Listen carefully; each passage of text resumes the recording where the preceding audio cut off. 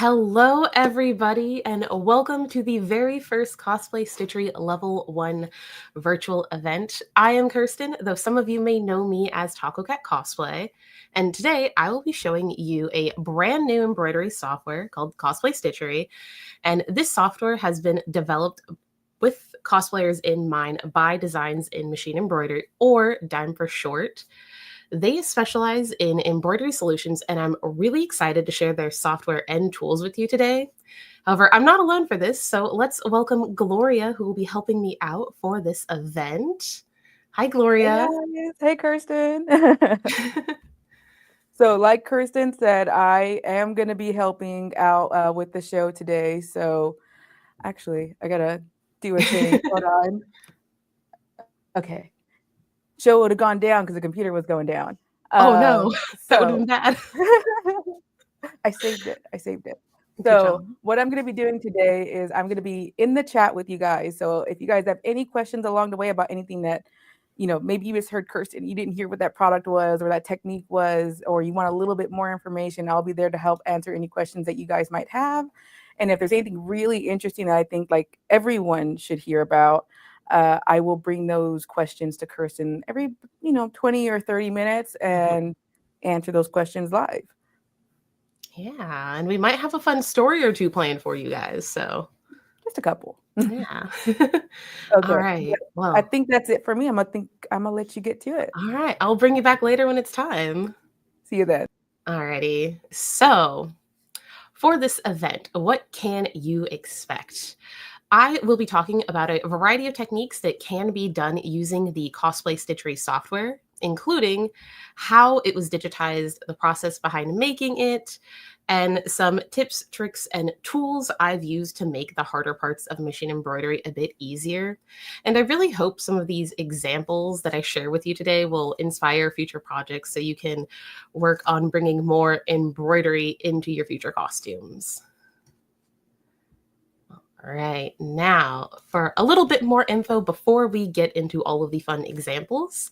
This is a learn and shop event where you can watch here in the video window, interact using the chat pane like Gloria said, so you can drop comments and questions there. She will be answering them, and some of them she'll bring up during our question segments. And below, you can find the shopping cart where you will see there are special event prices. There's a few discount codes. And I do want to mention now that this video is available for the next 48 hours, as well as all of the deals down there in that shopping cart. Let's see. So the two codes you have are going to be one for free US shipping for orders over $150, as well as a 10% off code for orders over $250. If you buy the software, definitely use that code to save a little bit extra. And let's move on to the next one, since I've now talked about codes, but I want to show you how to use those codes. So here you can see the checkout area, and if you click checkout and then go over here to show your order summary, you will see this, and at the very bottom of that list, you can put any discount codes that apply to your order there. And also on this page, you can look at the Shop Pay and PayPal options, which do allow for payment plans, because I know at Cosplay, we like spreading things out a little bit. So I just wanted to bring that to your attention before we get into things. Additionally, as a thank you for attending this virtual event, Dime has included a free gift, which is this digitized potion bottle, and you can find it at the very bottom of our shopping cart. So scroll down there and find it. All you have to do is add it to your cart, and then after you check out, keep an eye on your email, and it will be sent out, and you will find the information there for how to download this. It does come in a variety of stitch formats, so as long as you have an embroidery machine, you will be able to stitch this out. Now, let's talk a little bit more about Cosplay Stitchery. So Dime has been working on developing this software specifically for cosplayers to provide you with the tools needed to create custom designs for cosplay. And this software allows you to create elaborate details using embroidery, applique, text, rhinestones, and more. As you can see, each item on this slide was actually created using the Cosplay Stitchery software. So whether you want to make magical bows, battle-ready bracers, a Ren Fair themed capelet, or a sparkly space themed belt, you can definitely do that with this software. And before we move on, I do want to highlight how this software works for Windows and Macs. And I know that's very important because I have friends that have a Mac and they're like, oh, well, the software sounds great, but I can't use it. So this one actually does work for you guys out there. Now, let's see. So there are a variety of ways you can use a design within Cosplay Stitchery. So you can create, read, and export artwork files that have no stitches associated with them. So this is essentially a vector file that is ready for a digital cutter. You can export it for whichever file type you need for a digital cutter, as well as taking these images and converting them into an embroidery or applique design if you want it to have stitches associated with it, and send that out as whichever file type you need for your embroidery machine. Now, for one of my favorite features, you can take this same shape and convert it into a rhinestone pattern. And this software lets you make a template from that. So you can then spread your rhinestones out, have a template that is essentially like those store-bought ones, but customized for whatever you need, and you can put it onto your cosplay. So you don't have to spend hours upon hours hand placing and gluing rhinestones. As I know, I am definitely not the only person who's been up at 2 a.m. rhinestoning a costume one by one. It doesn't need to be me anymore. But for our first design, we are actually going to talk about embroidery only for the first part, and we'll get into rhinestones later. So this first example, we are going to be making a custom design using different parts of the built-in artwork library and the tools that are in there that allow you to combine or alter these designs, as well as converting it over to embroidery. So we're going to make this digitized flower, and then we will swap over to my under camera setup and actually look at the final piece that I made and get into, the tools and stuff I used for it. So let's pull up the software. Here you can see that built-in artwork library that I just mentioned. And for this specific design, I am going to be using one of these flowers since I want to make a nice applique, and the petals here would work well for that. Now, to make a lining design a little bit easier later, I am going to go ahead and group this all together. Next, I am going to pull in another design. So I'm going to pull in a scroll shape from this scrolls and swirls section of the library. As you can see, there's many options, and I'm going to go ahead and go with this one. Let's pull that in and size it down so that it makes a nice frame around my flower. Now, I also want to make this have kind of a petal motif, so I'm going to use the repeat tool here to mirror this. And you can see you can go ahead and make a grid of whatever size you want. You can mirror and flip designs using this. Additionally, you can go ahead and control the spacing of this design. So I wanted a little bit overlap, so I'm going to adjust that horizontal distance and apply that. Now we are going to weld these together so that this is one singular artwork piece instead of two that are just overlapped. That's roughly kind of, what I want. I don't think I need to resize it. Now, to make a circular pattern, I'm going to go up here to the carousel tool, where I can adjust the overall size of the circle, the angle, and how many repeats of the design are built into this circle. So for my flower, I know it's a bit smaller, so I'm going to make this overall size smaller, but I do like the number of repeats I am working with. Let's get that changed. They're not overlapping, so that looks good. And here we go. It looks like I guessed and made it a little bit too big, so we're going to resize this flower. And this is why I went through and grouped that so that I can then do this and align everything nicely, which you do have a couple of different options for selecting. You can individually click or click over everything and select it like I just did. Now let's get into the fun part of converting this into an applique. So within Cosplay Stitchery, there are these icons at the top that it's a one-click converter to make this an applique. So we have a few options, and we're just going to use the regular one. And over here on the right-hand side, we can see some information as well as options we can change, like the stitch length and width, change colors, depending on how you want to stitch this out. Also, if you're like me and want to get an idea of how this applique would look in person, you can add a fabric. So here I'm actually going to use an HTV because I want to see how this would look with a shiny material. So this is the Caesar Aurora HTV, just to give a little preview. Now for this one, I don't want to make this an applique. I'm actually going to convert it over to satin stitching. So as you can see, I just right-clicked and clicked on that menu. We're going to do something very similar here for the outer design, but we're going to convert it over to a complex fill. Now it's a little hard to see how the stitching looks with this view, so I'm going to swap over to the realistic view. And now I want to show you some of the different patterns you can use. So this is how a brick pattern could look. So if you want more texture, you have a variety of options. If you want a smooth texture, we have the smooth one. Now, I think I want a little bit more texture than this, so I'm going to go with the tatami pattern.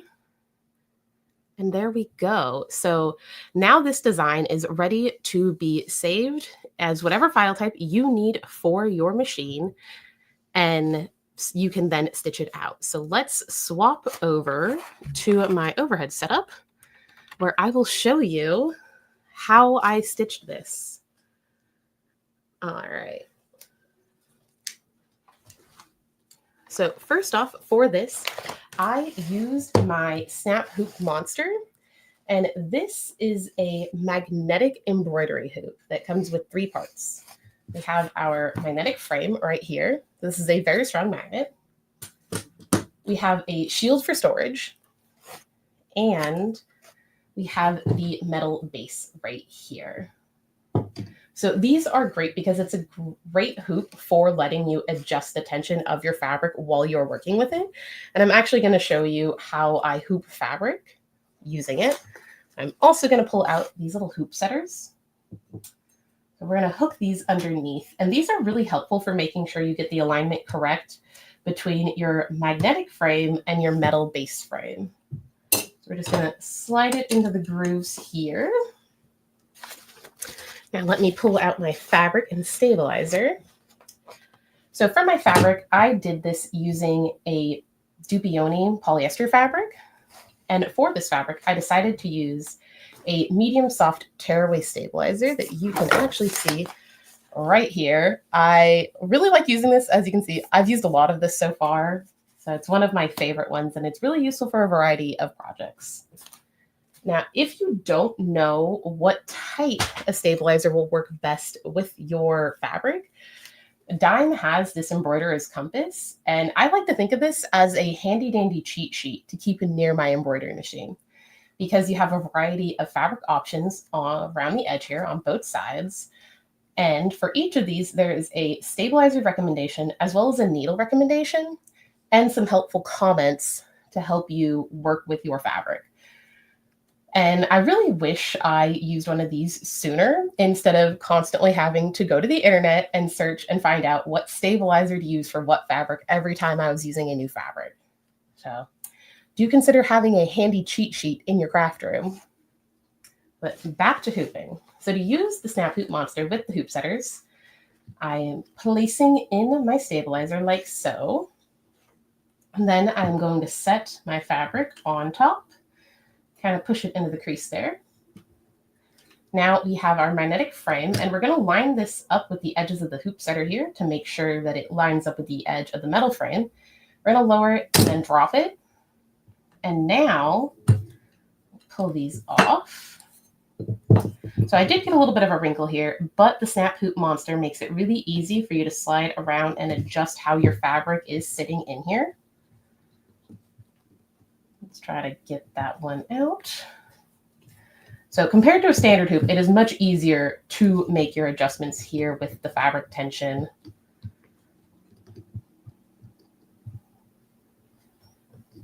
All right, now we're going to call that good enough. I could rehoop it to fix that little pucker, but it's all right for now.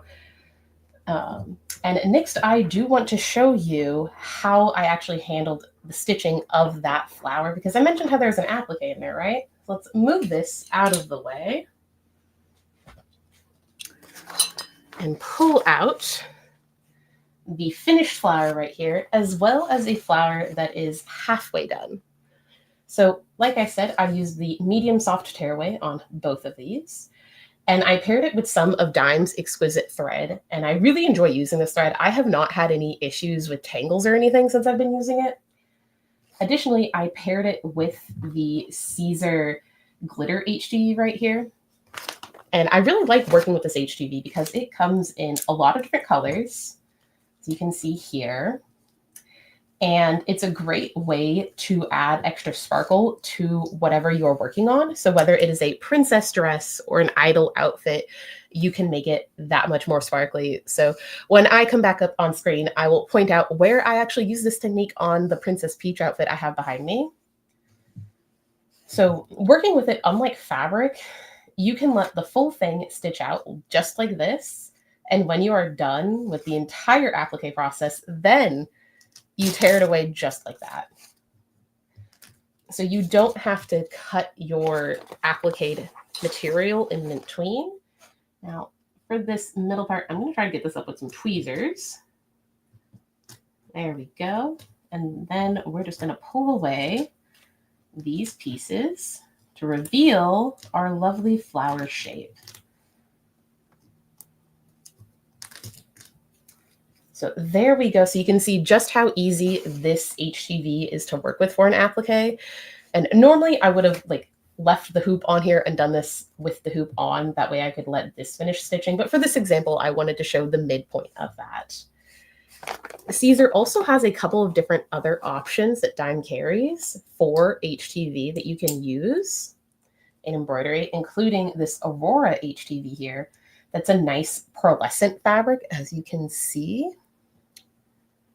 And if that's not quite the vibe you're going for, there's a way you can add some interesting texture using the Strip Flock Pro HTV. And this stuff is kind of fuzzy and has like a suede-ish like texture to it. So if you don't want glitter, but you also don't want fabric, this is another really good alternative. And I do have an example where I've actually used both of these two. So let me pull that out over here. So here is that fall-themed capelet that I mentioned earlier. And for these large leaves, I used the Aurora HTV. So it has a nice color shift vibe happening. While I wanted these leaves to have a bit more texture to them, but be much more subtle. So that is where I used the Strip Flock Pro. And if you touch them, like I said, it is nice and fuzzy. So now we are actually going to swap over to our next example. So let me hop over back to my computer. And we are going to go here. All right, let's go to the next one. So our next plan is to talk about patches.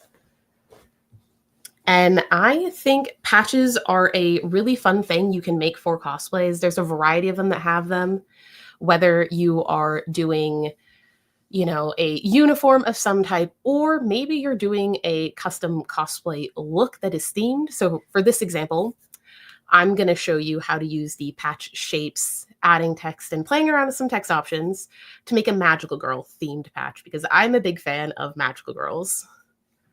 And I think this would be really cute, like for a jacket or something. Maybe I'll get around to making that. So let's hop back into the software. Here you can see the bow and stars I've already selected from the library and converted them using the complex fill option. And I'll show you where I got those. So the star is in the celestial object section, while the bow is from the ribbons, bows, and borders. So here's the one I used. Let's go ahead and close that. And to add text, there is a text tool right up here that we can use. So we're going to click, and now I have my text options up here on the right. Like I said, I'm making magical girl themed, so we're going to have it say magical.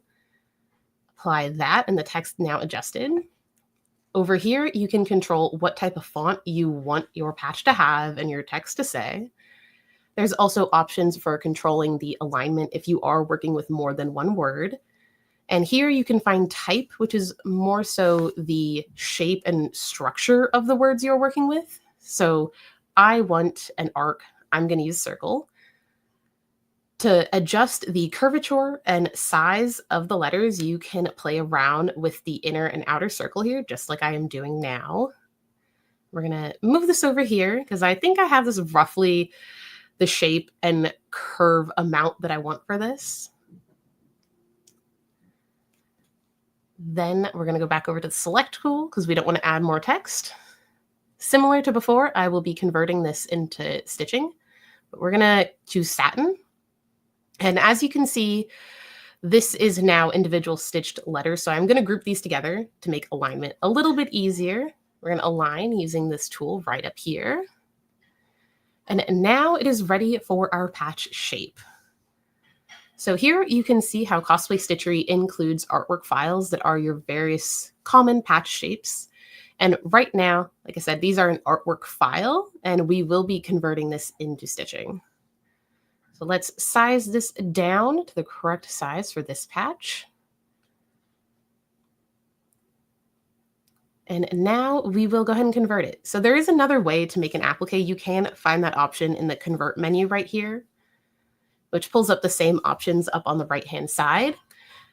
But for a patch, I'm going to convert this from satin over to patch, and just to make sure the steps that it takes while stitching is correct. And we're going to get that applied.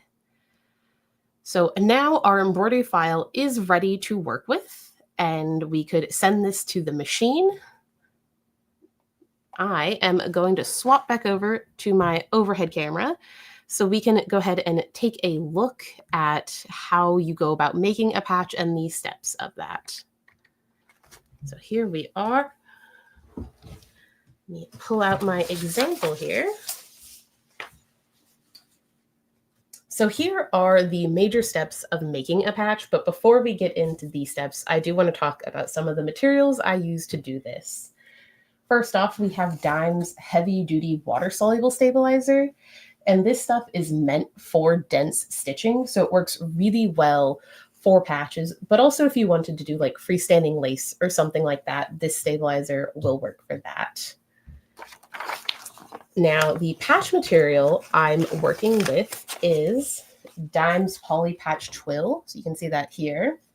It comes in a variety of colors. Pull them all out. And this patch material is 100% polyester.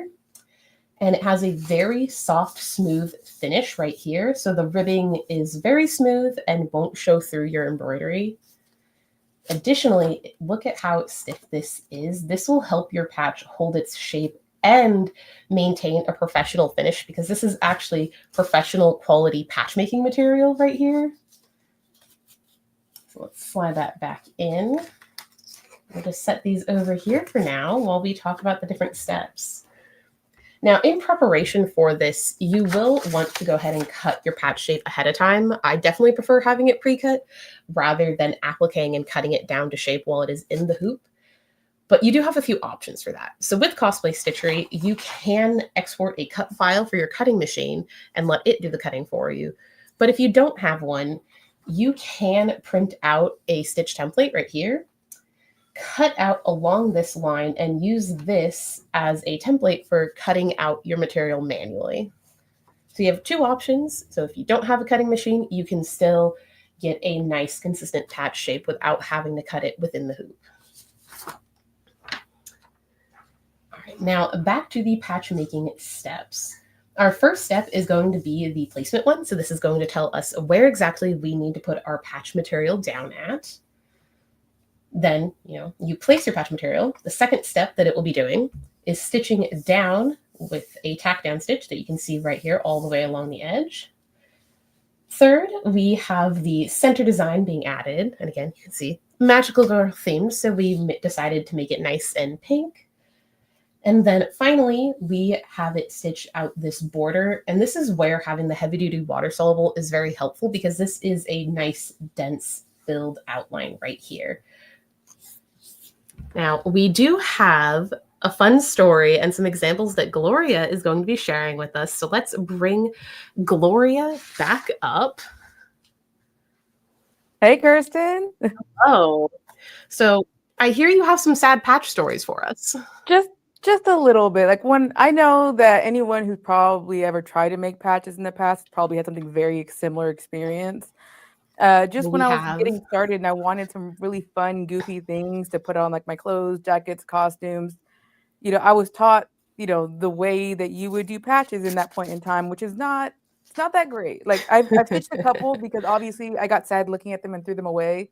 So I restitched it with like the idea of what I would have done at that point in time. So here's and I hope you guys can see this. It's just like a sad little kind of It's so wrinkly floppy. cotton patch. It's just cotton.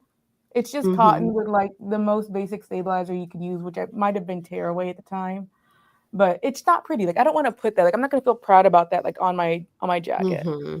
So Hmm. the next step was someone at one point said, "Well, if you want something a little bit thicker, why don't you try felt?" And like felt, I mean, it's it's It's kind an of improvement, fun, but right? my thing is you can't touch it because then you start getting those little like ball like Hmm. pills on them. And so this again, it looks cute for like your first day, but if you ever pack it, pull it out of a bag, get ready for conning it, it looks like it's seen some things. Hmm. And so I don't love felt because you wear it once and that's it. And then I'm like, okay, let me make another one. So I stopped making patches for a long time because I just like was not happy. Like I want my patches to look like I bought them. Hmm. I Hmm. want that quality. I don't know about you. And I always want patches to be really crisp. And honestly, in the beginning, I made one patch. That was it. And I was done for years. Yeah, yeah, I'm sure. I'm sure I was. Hmm. So Hmm. here is one that I stitched out with the poly patch. I'm sorry, with the poly patch tool on the heavy duty water soluble. We love that Um, heavy duty water soluble. but like, look how flat and like you'll see it in a minute once it comes out. But this Hmm. stuff is so easy. Once you're done stitching, you just kind of pop it out and it tears right out of the frame. Look at that quality patch ASMR we have going on. But look how like beautiful and flat and sturdy that looks. This is like the only way I will make patches now. Honestly, Hmm. I will not Hmm. touch anything else. I've even tried buying twill like off the yard, off the bolt. Was never happy. Never ever. Yeah, you're always So going to get that texture coming through, and it's just not quite as stiff, and it doesn't bounce back up like this stuff. It is it doesn't. so stiff, and it works really well. Did This you want to stuff, mention why we have this yes, patch material that works so yes. well? So little history lesson. One of the owners of the company, we can just say was born into the embroidery world. His father had a patch company back in the day, and his patches were so great. His company was so well known that he's actually had patches that go up into one of the spaceships. So we actually have those here in the building, just hanging on a wall, beautifully framed. And when we were talking and crying about these sad little dinky patches one day, he was like, "Well, why don't I just get them? Like you could get them the whole time." That So was an now we option. have yeah, so now we have this amazing like industry standard twill in an assortment of colors for you Mhm. guys to make all the patches to your So heart's there content. are many color options. There's 3 color bundles. I think the bundles Mhm. are below. If not, the individual colors are.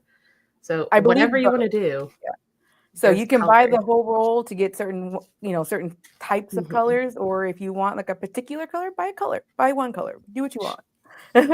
And But additionally, if you are new to patch making and you don't have the twill or the stabilizer or patch attach, Dime actually has a Patch Maker 2.0 kit that includes everything you need to get started, including some embroidery files that give you that stitched out border. So you could punch it in on your machine with whatever design, place it, and drop in that file mhm. and go ahead and get started with learning how to make patches with everything in one kit. It's all there. And Hmm. even I don't even know if you mentioned it. I could have zoned out. I'm sorry. There's the glue sheets. Oh, They're yes, the just patch like attach. the patch attach. So Mhm. this goes on the back of your beautifully finished patches, and then you peel the paper backing off and you fuse it on your project, and you're ready to go. Yes, and it is a fusible permanent adhesive. So once you get that sucker ironed on there, it is staying. It is good. It is ready to Mhm, go. mhm. Just like I am. I'm gonna let you get back to it. Alrighty. Okay. So now we are going to talk about probably one of my favorite things to do with my embroidery machine, and that is making custom trim. But before we get into like the details of what we're going to be covering, I want to point out this was the first time I made custom trim on here. So right up here, you can't see it well, but this scallop trim actually has alternating stars and mushrooms to make it very specific for Princess Peach. Because, you know, I took a flat design element and was like, what if we add something a little bit extra in there? And custom trim is a great way you can do that. And Cosplay Stitchery makes it very easy by having a lot of built-in tools for doing that with the shapes. Now, you can also combine this with rhinestones. So for this example, we'll be talking about how you can digitize a trim, add rhinestones, get a cut file for your rhinestones, export HGV cut files, and then I will also show you how you can use a rhinestone kit. Because like I said, we don't want to be sad and placing rhinestones one by one at 2 a.m. We want to avoid that. We want to make it nice and easy. So let's pull up our slide where you can see our little list here, and we'll be working with making a kind of, you know, idly themed music note trim.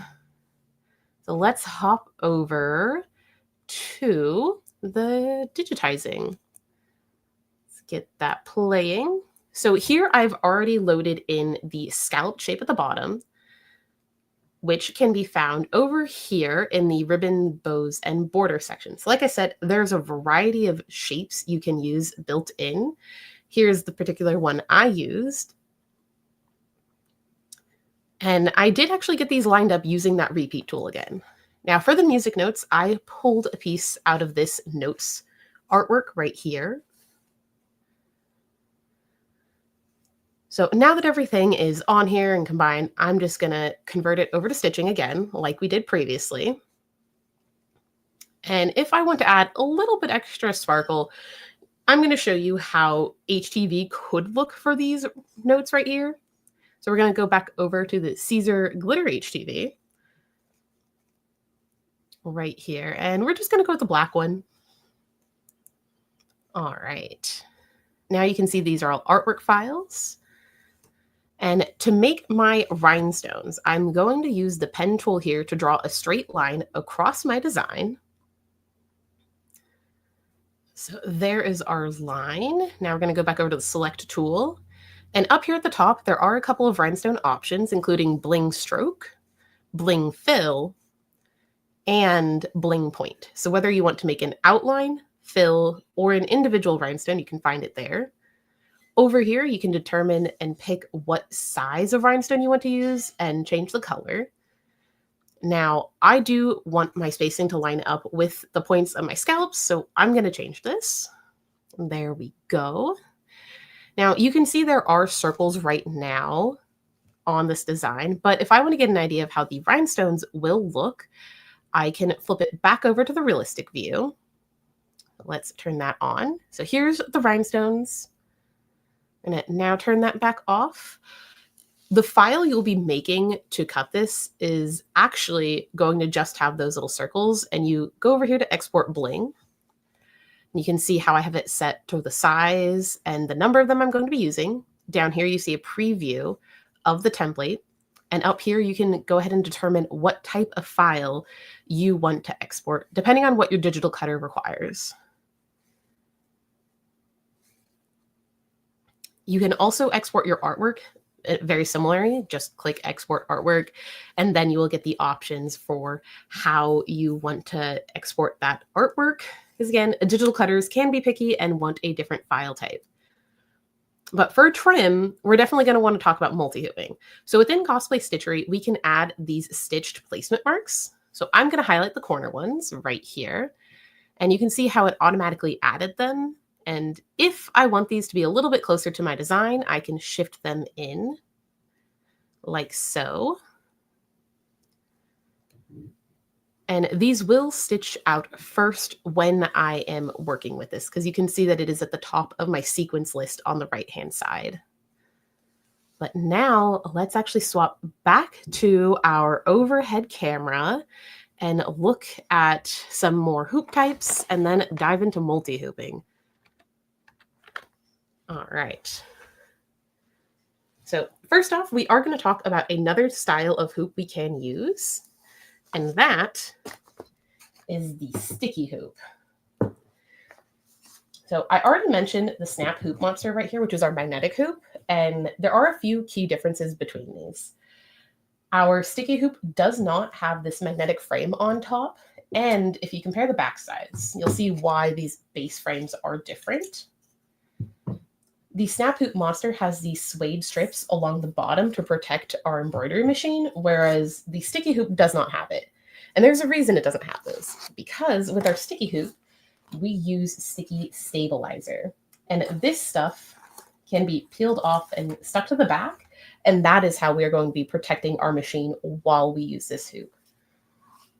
So I'm actually going to show you how I would hoop fabric with this, and I really enjoy working with sticky stabilizer. It gives you a larger variety of fabrics you can work with, especially if you have something that has a pile. So here, I've separated it. We have our sticky sheet and the carrier backing piece. I'm going to place this onto my hoop and smooth it down like so. Again, this is why we do not have those suede strips on the back part of this hoop. If we slide this over, we now have our sticky stabilizer that is ready for fabric. And I'm going to show you how I would work with velvet. And this is definitely a fabric you would want to use sticky stabilizer with, because this pile would get crushed by a standard hoop, or just putting anything on top, you will mess with that pile. Instead, we're going to just drape it on top of here, and then we're going to smooth this out. If you do get a couple of bubbles like that, we can just lift it up and re-smooth it. So now our velvet is ready for embroidery. This also works really well for maybe a finished object you're working with, or multi-hooping, where you might want to adjust that placement a little bit more than otherwise. Because again, I can peel this up, move it, and stick it. So now that we've talked about that, we're going to get into a little bit more about multi-hooping. Let's pull out our trim example.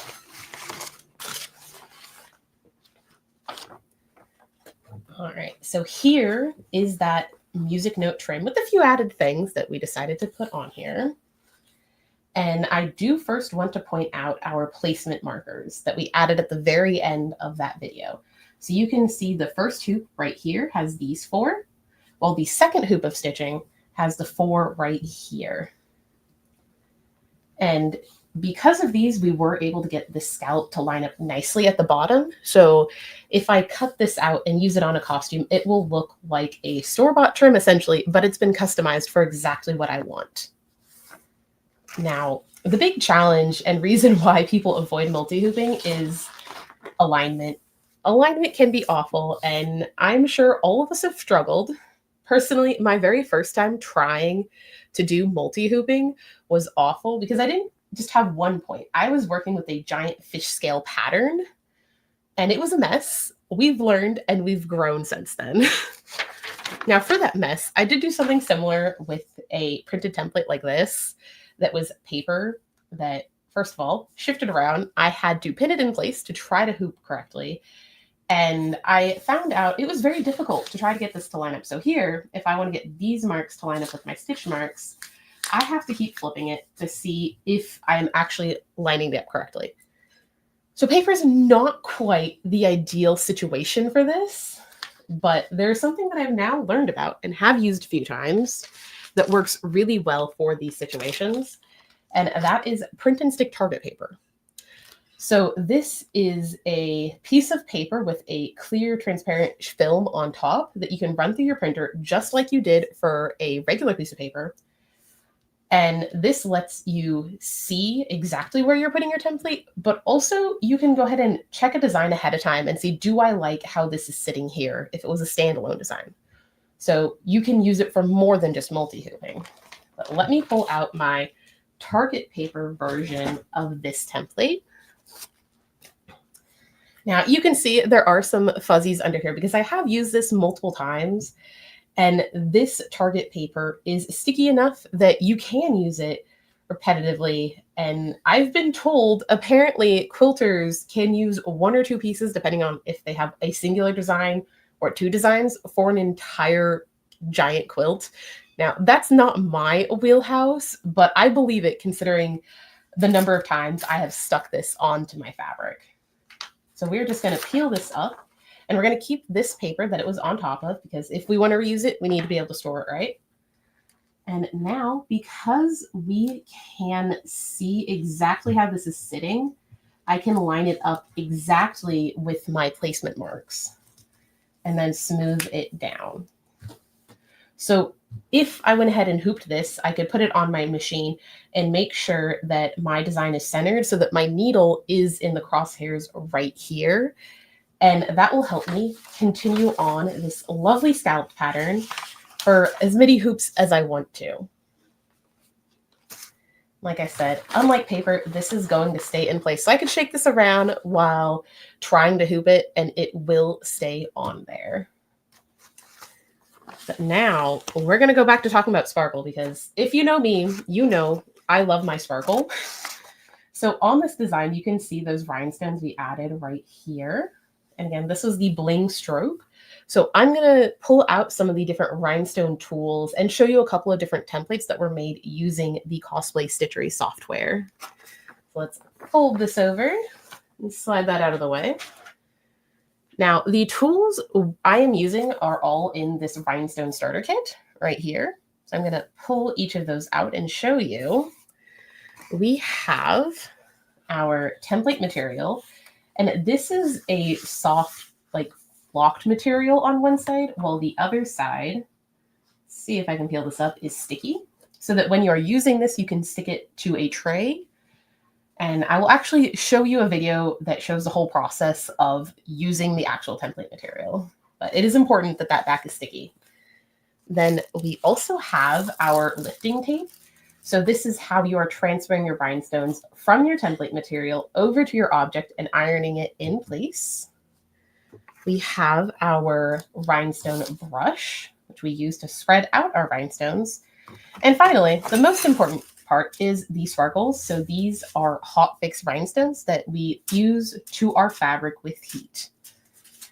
Now let's pull out a couple of different templates.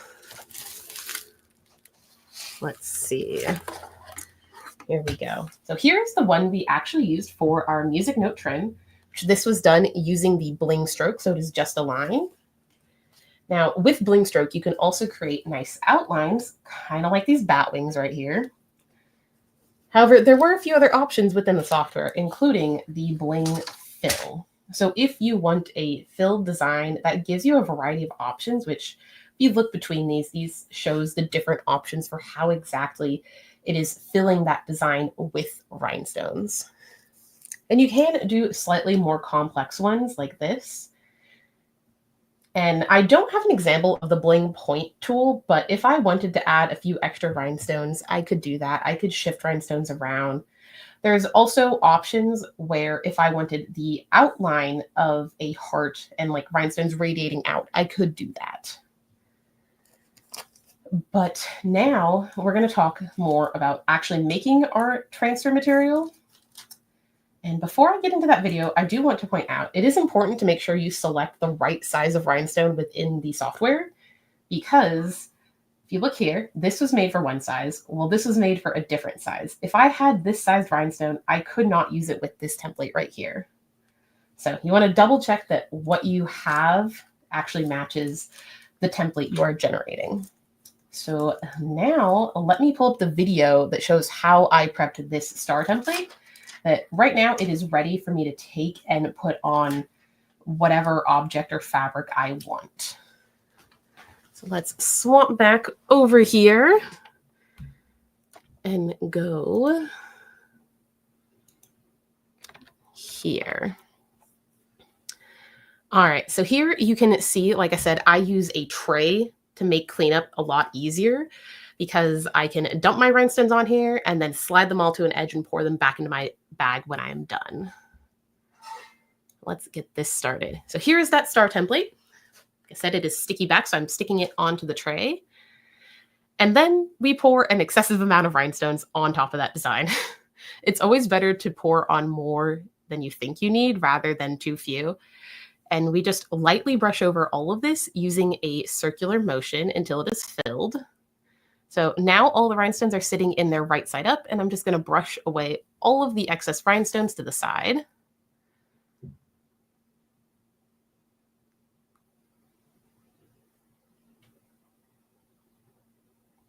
All right. So now I'm going to show how you use that lifting tape. We just stick it on here and then go over it with that rhinestone brush to smooth it out and make sure that it is properly gripping all of those rhinestones. And when that is done, we have our transfer material ready, and it looks like a rhinestone pattern that you bought from the store, but it is a custom design that you have made for whatever you need. So let me now pull up this right here, because I did show you all this under camera, but just to make sure you can get a look at the actual components and see it in a list format, we have two variations of this kit. We have the rhinestone kit, but also the pearl starter kit. And that is going to be a smoother dome shape that's more like a stud. So we have one option where you get rhinestones, one option where you get pearls. And in both of these, you get the template material. So that is that pink fuzzy material with a sticky back, as well as a piece of lifting tape that will help you transfer your design over and iron it onto your final product, and the rhinestone brush. So you can actually find this kit somewhere below in that shopping cart. And like I said, I really enjoy using this because I'm no longer sad placing rhinestones one by one. But now, before we hop into that next example, I do want to show you a design where I've used multiple of these elements all in one go. So let's swap back over to our overhead right here. And hopefully you recognize the piece I'm about to bring out. Let's move these to the side. And right here, we have a space star moon themed belt that I made. And I wanted to highlight how I've combined multiple elements into this one piece. So I have stitching with some metallic thread. And this is the Kingstar metallic thread that I absolutely love working with, but I'm going to save my love for that for the next example because I'm going to talk about it more. We have more of that Caesar glitter HTV right here in the middle. We also have some of the Aurora HTV right here, the matching metallic thread. And then we have all of the rhinestone templates. So this was one large template I made for this entire piece. And it was very easy to just add after all of this was done. Additionally, I used a hoop that couldn't quite fit all of this in one go. So this gold section was done in one hoop with these stars, while I used my print and stick Target paper to place these moons exactly how I wanted them. So it's a very good example of combining multiple elements all in one piece and having fun with it to create some really unique designs, because I enjoyed this one because I got to make it nice, sparkly, and then add rhinestones. What more could a cosplayer that loves sparkles want? Now let's actually go ahead and see about bringing Gloria back for if she has any comments or if you guys have had questions going on. Oh, have they ever? They are putting my poor little fingers to a workout today. Oh no. Well, I'm glad I brought you back. So let's see what some of the highlights were. One of them I do remember was just asked, actually. I thought that was a great question, is can the cut files be sent to Cricut machines? And I think you can expand on that one a little more. Okay. So I do use a Cricut, so I can talk a little bit more about this process. You cannot directly send it to your machine, but you can take this file and put it in your Cricut software, load it in like a, just an SVG that is ready to go, and then hit make this, and your machine will be able to cut it. So you do have to take that extra step of putting it in that software, but it's ready to go. You do not need to use any of their tools within that software to do anything to this file. But beyond that, let's encompass a couple more Oh, people yeah. besides Cricut. Yes. So for other people, if you have an intermediate software that you need to use to send your file over, it will work for you. But also, if you have one of those machines, like maybe a Brother Scan and Cut, I don't know, Gloria can talk to this part. I can't. I want to scan and cut, but I don't have one yet. I believe you can just take that SVG file and send it directly to your machine, correct? So as far Or as is there more sending it to it? goes, like my biggest thing I kind of wanted to cover here is that you can get it to your machine in a variety of ways. The most common one everyone does is USB because Oh, yeah. that's accessible for everybody. But you can also save out in a variety of formats to accommodate those machines. So my biggest pet peeve is I don't like having to work on like 6 different softwares to achieve one product, like to do one project. And this way you can do your cut work and your embroidery all in one place. Yes. And And like for this belt, I did this all in one go in one workspace so I could kind of play with it and see, well, do I like having this line here if this stitching is here and this applique is here? So I was able to visualize all of this in one place and then export out the different files I needed because I had one embroidery file, another embroidery file, and then my rhinestone template file that I cut out. But I was able to design it all in one spot. So I do love that just because, again, to do something like that similarly, you'd have to design one piece, take a picture of it, import it into the other software, stack it, and then like, oh, wait, I want rhinestones. Take another file, take that picture, again, stack it, and then you can't easily see the changes that you make without taking yet another picture. So it's all happening in one beautiful place, which I love. We had another great question before we get back to it. And for one, it can be a 2-part question, actually. Okay. One, how many licenses do you get when you purchase the software? And 2, what happens if my computer dies and I couldn't get the code, like the activation code, off of one of my computers? And if you need help with that, let me know. All right. Well, you might have to correct me on this because I've used a couple of different embroidery software, so I have all of these different codes floating around in my head, and I think it is 3, right? Is it 3 for this one, or am I thinking of a different one? You get 2. 2. So Okay. Yes, you get 2 licenses. You can have it. I have people who have like a desktop and a portable, so that you can have it in both places, and you don't have to turn one off or the other just to use one here and one there. It's always active on those so much. 2. And if one computer dies before you can deactivate it, just call us. Send us an email and say, hey, I need to put my software on my new computer, and we'll get that worked out for you. Yeah, if you have questions about any of their software or items, you can reach out to Dime, and they have a great team that will do what they can to answer your questions and help you. And I do just want to, since you did say you don't have to like, oh, I have it on my laptop, but if I want to use it on my desktop, I have to deactivate it on here. That drives me insane, especially when they say it's going to count towards your number of licenses that you have. Like, oh, well, you've permanently used one of them. You're done. And I'm like, no, that's rude. I don't like that. Like I've always had 2, and I can't just say I'm only going to digitize when I'm at home. That's not very, effective. It's not efficient. And knowing as cosplayers, we work whenever and wherever we can. So I know I usually use a laptop that I can edit stuff on, and I have a variety of my softwares on there to use.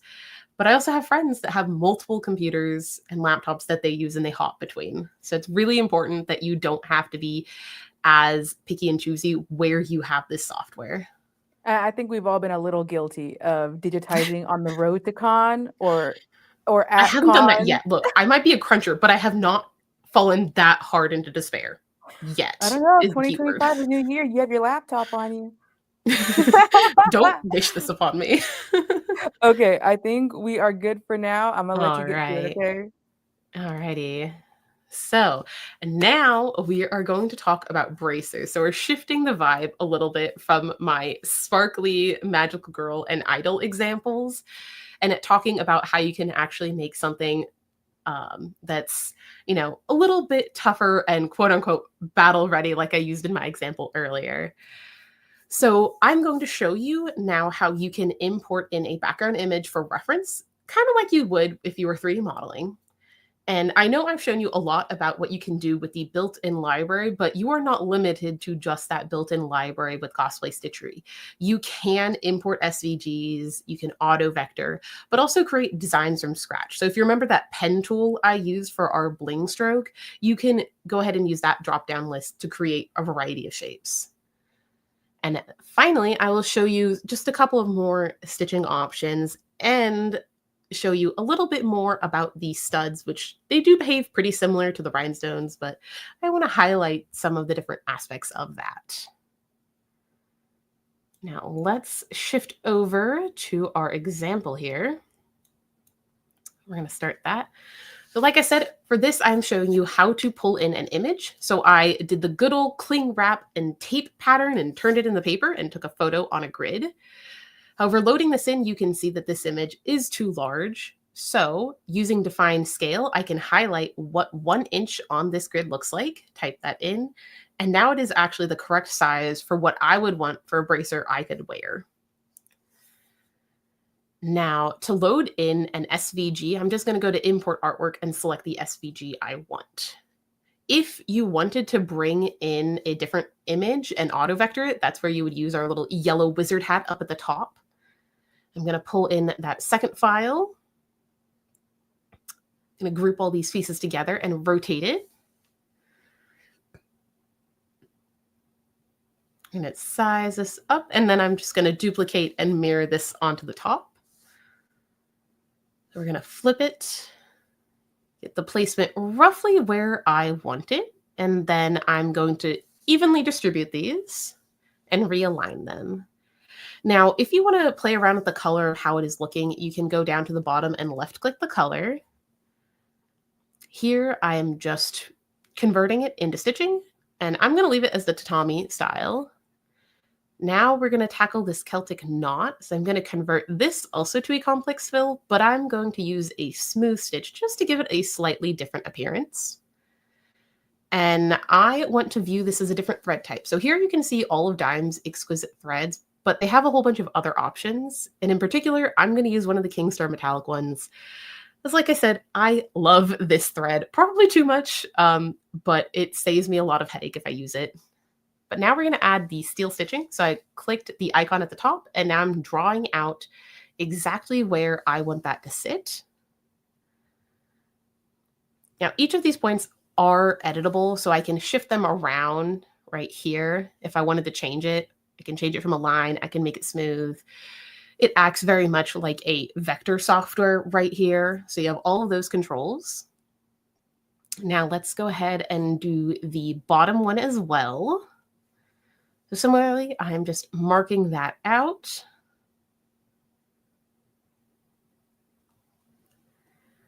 And now I want to have 2 rows of this, and I want them to parallel. So I'm just going to duplicate this and add a second one and shift them around a little bit.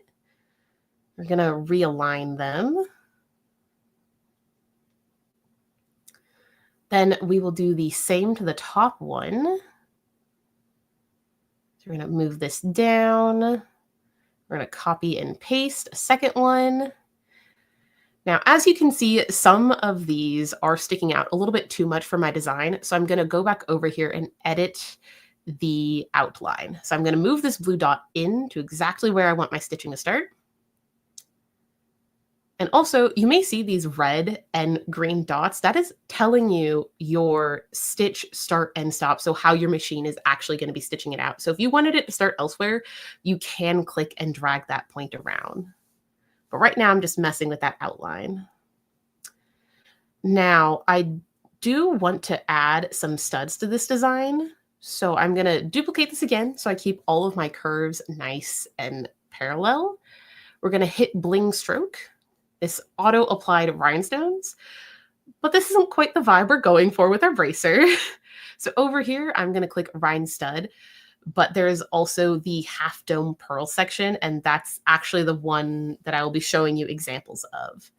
And here, just like before, we now have our studs in place, like the rhinestones, and we can export out a cut file to create a template. So now we will swap back over to our overhead camera where we can take a look at some bracers. Let me slide on over here. All right, here is our first bracer example. So this is just done on a cotton material with a couple of different stabilizers to keep it nice and stable. This was done using 2 types of Kingstar metallic thread, which I'll try to show you how pretty this looks, but I don't think my camera is quite capturing how nice this metallic thread looks. But it's very nice and shiny, and you can use this thread without running into problems. I have not had it tangle on my machine, and I don't have to banish my thread from my embroidery machine, because I have friends that, they have their preferred brand, but they have to put their thread in a bowl on the floor halfway across the room, and that's not really ideal. But with this stuff, you just thread it on your machine like normal, and you don't have to change your speed. I was able to stitch stuff out with it with whatever the base speed setting on my B79 was. So it works really well. But if you want to add a bit more dimension to your bracer, I do have another example that I'm going to slide in right here. So this one, the only difference other than colors here is that I stitched it out using some of this So Any shape foam, which initially was intended for like purses, as you can see on this image. And it is embroidery machine friendly. It's very lightweight, and you can squish it like this. So it adds a nice dimension and curvature to your object. Here, you can see how I just have it sandwiched between my stabilizer and my fabric. Now, to really show the curve, I'm actually going to pull out the finished version of this bracer real quick. Let me move this out of the way and pull out my finished bracer. So if I rotate it like this, you can see this curve right here that's happening and how these are nice and squishy. So I really think this is a great way to add more dimension to your piece, and you can use it for anything you can imagine. If you wanted this to be a structured cuff or a structured collar, as long as you can embroider it, you can go ahead and make it happen with this. I also want to point out my lovely studs here, and we're going to talk a little bit more about the stud options that come with that Pearls starter kit. Let's slide this out of the way. And now, here is what those pearl/studs look like. So there's a variety of finishes. We have some that are much more pearl-like. So these guys here are a great, fake pearl option, while these here are a metal finish stud. And I really like working with these because I don't have to be picky about when I put them on due to the thickness of my fabric. And I'm not there punching through one by one and then folding over those metal prongs. Because with this, similar to the rhinestones, we have our template material. Slide this over. And you would prep this with a tray just like you would with the rhinestones. Go ahead and use the brush over your design to make these studs fall into place, and then transfer them over to your fabric and hit it with an iron or heat press to go ahead and get that glue to activate and bond it to your fabric.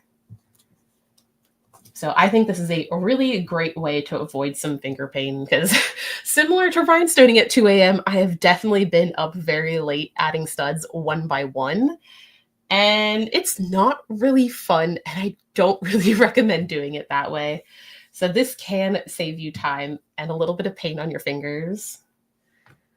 Now, I have a few other things to talk about. So we're going to swap back over to my slides. I'm going to go here. Next one. Maybe. All right. So not only do we have the Cosplay Stitchery software, there is a bundle. So if you've been interested in some of these different tools I have shown you that do help quite a bit, in my opinion, to save some time and pain crafting, as well as sanity if you still have that. I do not, sadly.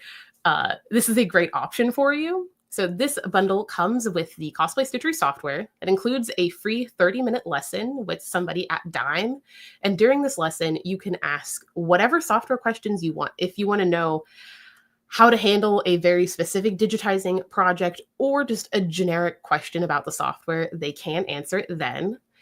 In this, you also get rhinestones in a variety of colors, the template material, lifting tape, that brush, 3 samples of HTV, including Glitter, Aurora, and Strip Flock Pro from Caesar, a non-stick heat pressing sheet. So, just to put between your iron and your HTV, and that little carrier sheet. So I know maybe some of us, maybe I'm not the only one that has, for our first time using HTV, did not use a heat pressing mat and may have melted that carrier sheet a little bit. With this, you don't have to worry about that. And you get a blank practice tote, so you can make a design and slap it right on there and have fun with it. So you also get that free 30-minute lesson if you buy just the base software. That comes with any of the software you buy through Dime, is you're going to be getting that free lesson. Now, let's see. I do want to talk a little bit about the free education that Dime offers. So not only do they do these lovely longer format virtual events, there are built-in tutorial videos within the software that you can easily access. They have YouTube videos, a Facebook user group. They also do Facebook and YouTube lives that are specialized. So they do a variety of software ones, and hopefully soon they have one specifically on Cosplay Stitchery. But even if it's not Cosplay Stitchery and it's one of their other software packages, the tools and UI is exactly the same. So you can learn something from watching any of those. They also have a blog and forum you can go to for other sources of help. And now let's point out their YouTube channel. So like I said, you can find software specific videos here, as well as videos demoing some of their different items and tools for how to use them, but also showing you a bit more. Maybe you want to see more about multi-hooping. They have a variety of videos on that, or edge-to-edge embroidery, and lots of good stuff here. So definitely check it out if you have more questions. And now let's see. A reminder that free gift is still there. So if you have not gone to the bottom of that cart and added that, make sure you do that so you can get this lovely little potion bottle that you can stitch out as long as you have an embroidery machine. And next, let's go ahead and bring back Gloria and see what other questions or comments you guys have before we end. Wow, Kirsten, that was a lot, right? I mean, I can't even say that I'm fascinated because I'm always fascinated, but like the amount of conversation happening in the comments just that is tells me awesome. just how much you grab their attention. Like this was really great. I guess let's see what we can go to. We did have a lot of excitement just generally about the fact that the software accommodates so many file formats. Like All no in matter one what spot. embroidery machine that you had, no matter what cutter you had, you can do all these things no matter what machine you have. We're not exclusive to one group of people. So I'm trying to see if there's any real questions, because you covered a lot of things very clearly that, we didn't have a lot towards the end. It was just a lot of excitement over the pearls and the studs and the That's really rhinestones. good. I know it's a lot of information sprinkled all over, but hopefully it's been a good taste of what you can use this software for, some of the tools you can use with this software, and maybe a couple of ideas of how to use it. So I will say you did you made a great reference to the YouTube for more information for tutorials. There is specifically a segment that we offer called Software Success, and that part of the channel is exclusively just talking about all of the software, so you can learn little tidbits about even just Cosplay Stitchery from what's already out there. So, but I think that's it. I think we did it. we did it. We brought the very first Cosplay Stitchery event to life and got to share a lot of fun stuff. But I think it's time to say bye. All right. Well, thank you for coming, everybody. I'm really glad you came by. As a reminder, this event video and deals will be up for the next 48 hours, but also do not forget those discount codes. We have the free shipping as well as that 10% off if your cart meets those requirements. Make sure you use those and have fun enjoying, and hopefully you watch this back and try to learn a little bit more and get inspired to use embroidery and rhinestones in your future projects. So thank you for joining us.